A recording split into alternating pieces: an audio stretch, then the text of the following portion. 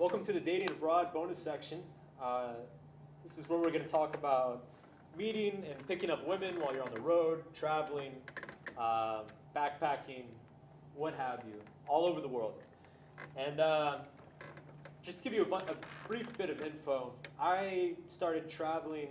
So 2009, I started my business in 2007. 2009, I was successful enough online that I basically sold most of my possessions,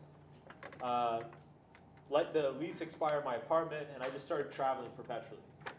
And initially I came back, I probably spent 3 or 4 months a year in the US, and then the last 2 years I've spent less than a month a year in the US. So I've basically been traveling for almost 4 years straight at this point.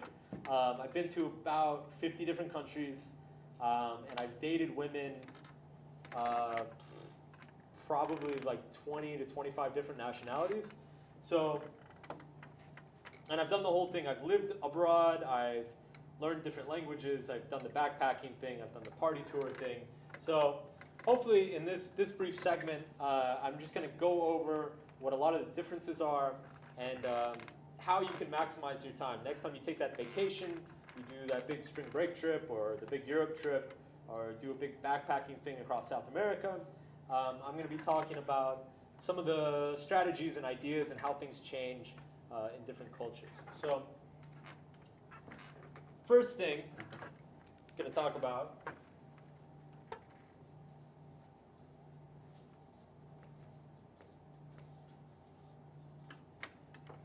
are the major differences on the road.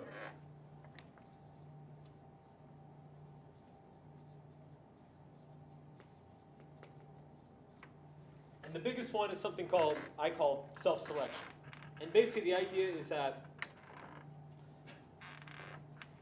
in the seminar we had an idea that referred to as demographics. It's basically any aspect of your personality, if you accentuate it, you will immediately polarize your response within a population. So, and what happens when you're a foreigner, pretty much everywhere you go, it's a weird paradox in that, A, you immediately kind of limit yourself to the women who are interested in foreigners, but B, the women who are interested in foreigners are going to be much more interested in you than the other local guys. So you get this weird kind of, this paradoxical thing where fewer women are naturally interested in you or excited to meet you, but those women are far more excited than they would be otherwise. Far more excited than they are on average.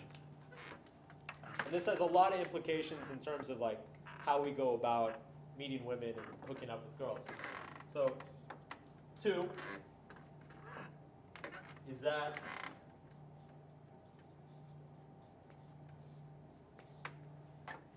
we're on a timetable. Might be 3 days, might be 3 weeks, might be 3 months. But typically, if you're going to be in another country, unless you're moving there permanently, you know you're there for a limited amount of time. And obviously, this affects things a lot. If you're only there for a week, and you meet a cute girl on your second day there, it has a lot of implications. Maybe she doesn't want to hook up with the traveler she's not going to see again. Or maybe you have to speed things up a little bit, because you've got a limited amount of time.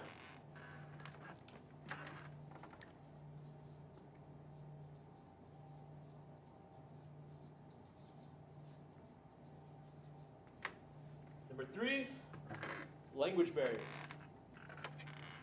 And the language barrier thing is interesting because in some ways it can be kind of cute or funny, but it generates legitimate issues, especially if she speaks like no English and you speak none of her language. It becomes a real legitimate issue, a real legitimate barrier to make something happen. If she speaks some English, or you speak some of her language, you can communicate a little bit, but the interesting thing is even if she speaks English really, really well, generally people whose second language is English are going to have different understandings of different words, or there's going to be a lot of ambiguity in terms of communication. So this can cause a lot of complications, or it can make things a little bit little bit dicier, we'll just say.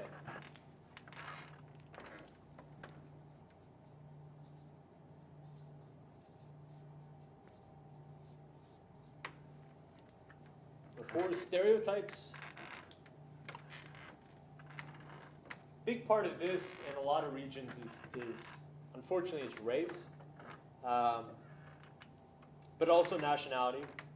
For instance, Americans have a lot of negative stereotypes in parts of Europe. Not like they hate us stereotypes, but they're kind of like, ugh, Americans. If you go to Latin America, it's a little bit of a mixed bag. It's kind of a love-hate relationship with Americans. And then if you go to Asia, if you go to Asia and you're Caucasian, then you're going to have a lot of positive stereotypes associated with you. So this factors into both the initial attraction and the initial opportunities, but also the interactions themselves.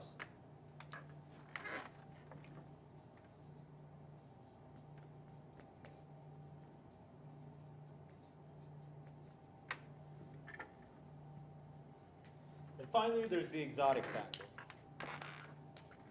And the exotic factor is very powerful. It's the idea that dating a woman from a different culture, different background, different ethnicity, it's very exotic, it's very exciting.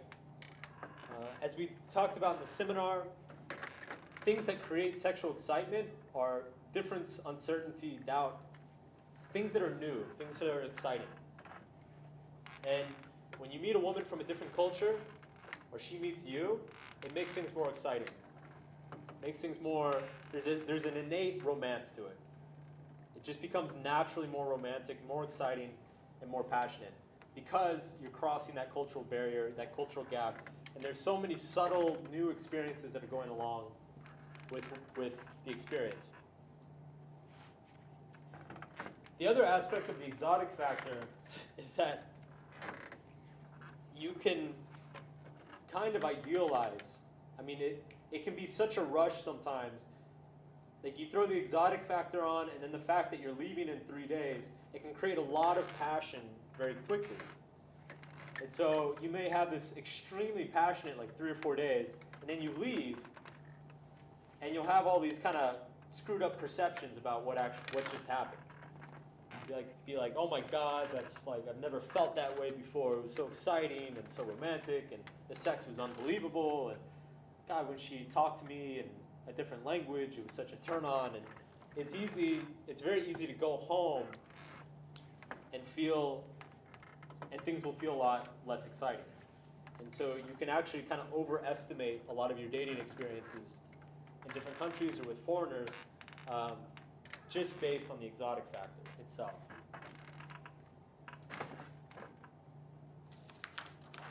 So in terms of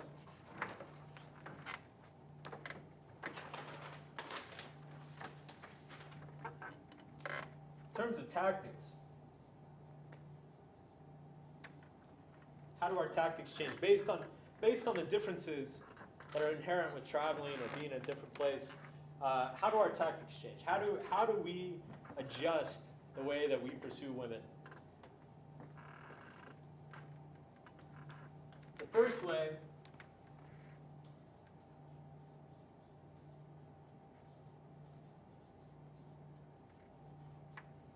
is that you need to screen very hard and very fast. So let's use an example. Let's say you go to London for a week. If you're in London for a week,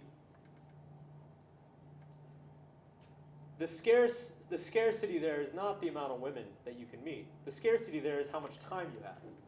And so it actually becomes in your best interest to get rejected quickly and as efficiently as possible.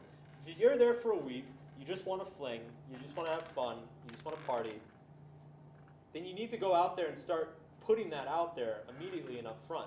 The biggest mistake a lot of guys make when they're traveling is they're like, oh, well, I'm only here for a week, and so I don't want to tell her that, because if I tell her that, then she won't be interested, and so I just will pretend like I don't know how long I'm going to be here, or I'm going to be here a long time, and that creates problems down the road.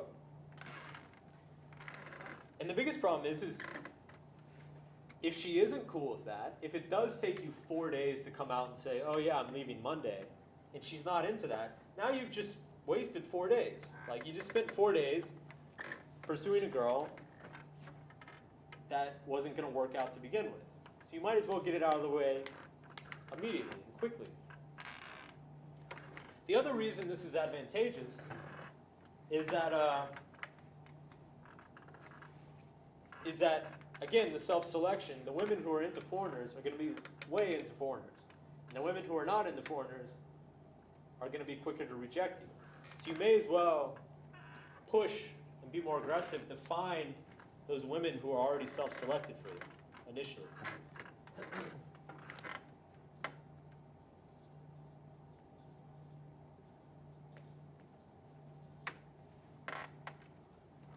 Go on dates as soon as possible.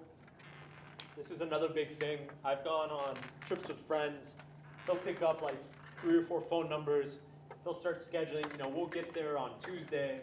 They'll get a few numbers. They'll start scheduling them for like Saturday, Sunday, Monday, and we're leaving the next Tuesday. It's just, you're wasting time. Things are going to fall through. Plans are going to change. You might as well get it out of the way quickly. Get things moving fast so that when unpredictable things come up, girls flake on you, schedule change, you get lost, can't find your way to the place, whatever. You haven't spent, you haven't wasted 3 or 4 days waiting. Get her number, say, what are you doing tonight? What are you doing tomorrow? What are you doing tomorrow night? What are you doing the next day? All right, you're busy the next 2 days, forget it. I'm gonna go find somebody else. Like, it sounds a little bit ruthless, but you're on vacation. You don't need to be screwing around with your phone the entire time, waiting for a girl to come around. You should be out there pushing it, having fun.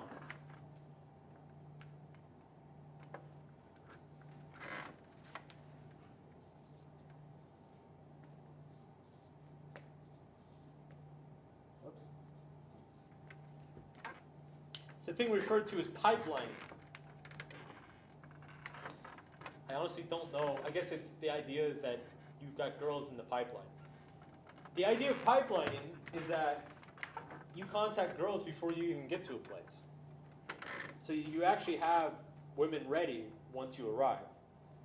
You can do this with couch surfing. You can do this with Facebook. You can do this. There's another international travelers and expats website, social media network called Internations. Basically what you do is you say, okay, I'm going to be in Buenos Aires next month. And so 2 weeks before you get there, you hop on Couchsurfing or Facebook, and you just start adding people, messaging people, and saying, hey, I'm going to be in Buenos Aires for 2 weeks. You seem really cool. I was wondering, I'm looking for somebody to hang out with, show me around, whatever. Yeah, sure, it's maybe a little creepy and weird, but you don't live there, you're never going to see these people again. And so what you'll find is if you do this, say like 50 times, you'll get like 7 or 8 girls responding, saying, yeah, sure, come out, hang out, we'll have fun. And then you show up and you already have like 7 girls to hang out with. A friend of mine, actually I shouldn't tell you, he'll be mad that I'm telling you this. A friend of mine, it's ingenious. He actually he lives like me, he travels all around the world. And when he moves to a new city, he actually buys Facebook ads. And what you can do with Facebook ads is you can target it by gender, age, interests. And so what he does is he buys Facebook ads and he targets like women age 20 to 27, single, interested in partying, nightclubs, etc. And then he puts an ad up and it says like, host like Americans abroad, get access to free parties, something like that.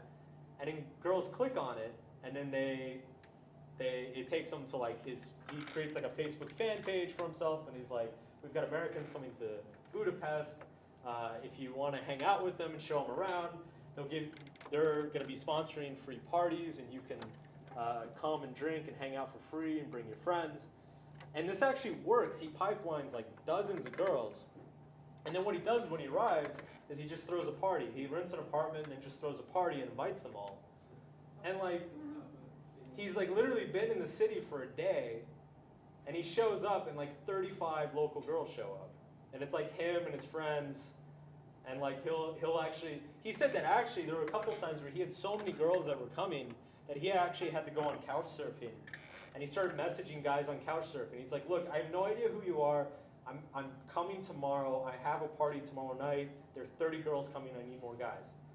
And like, so random dudes out off couch surfing start showing up. And he's like, oh, by the way, bring alcohol. And so like the guys show up and they bring the alcohol and the girls show up. And it's like, he spent like $50 on Facebook ads. Anyway, that's ninja shit. I haven't even done that. That's some ninja shit. But the point is that it's possible, and that it's actually very viable. The couch surfing thing I've done a lot. Actually, in couch surfing meetups as well. If you're in a city for a week, if it's a major city, every major city has couch surfing meetups. Couch surfing is a social network of travelers and backpackers. The idea behind it is that travelers, like local travelers, it's like if I live in LA and I join couch surfing, I make my house, like people can crash it, travelers can crash at my house, and then when I go somewhere else, I crash at somebody else's house. So couch surfing is nothing but travelers, people who've been all over the world, people with different nationalities, and generally they're pretty cool, they're pretty worldly, and they're very like open and easy and accepting, easy to get along with. So at the very least, I'll go to like a couch surfing meetup, maybe message 5 or 10 people on couch surfing before I arrive, and then I'll go out with them and I'll meet their friends or meet people through them. And immediately, within a couple days, you have a social circle in a city on the other side of the world.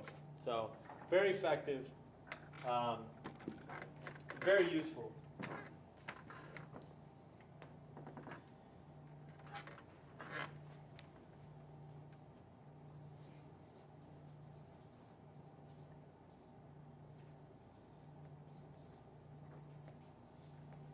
You want to research nightlife ahead of time? Every major city has normal local nightlife, and then they have the tourist trap nightlife. Basically, any bars or clubs you go to that you find through like a hostel, or like there's a flyer in a hostel, it's going to be a tourist trap. The drink prices are going to be sky high. There's going to be no locals. It's going to be a bunch of smelly backpacker foreigners. What you want to do is you want to get online and you want to research the nightlife, and what you want to do is you want to actually use a Google translated version of Google. So like, you know, if I'm going to Colombia, I'll actually get on Google's Colombian search engine, and then I'll use Google Translate. If I didn't speak Spanish, I would use Google Translate to translate like good nightlife in Bogota, and then put that into Google Colombia, and then all the pages show up, and then you click on them, and then you go, if you're using Google Chrome, Chrome will automatically translate it for you. And so then you actually see what the good nights are, where the locals are going, where they're hanging out. It's a huge difference, especially in places like South America or Europe. There's always, it's like the foreigner places, and then it's like the normal places. And if you go to the foreigner places, it's going to be very few locals, but if you go to the local places, you're going to be the only foreigner there, and you're going to get that polarization effect. You're going to be like, oh my God, an American here. I've never seen an American here before. Usually the Americans all go to the really expensive, ridiculous bar that charges way too much. So research the nightlife ahead of time.